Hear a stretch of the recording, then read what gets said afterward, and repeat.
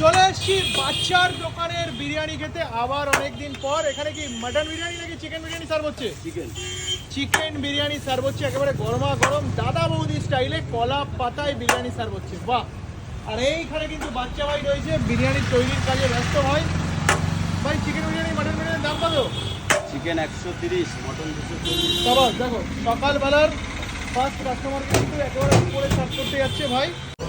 চলে এসেছি বাচ্চার বিরিয়ানির নতুন কারখানা, এখানে বিরিয়ানি তৈরি করছে। আরে ভাই কি দিচ্ছিস বিরিয়ানিতে?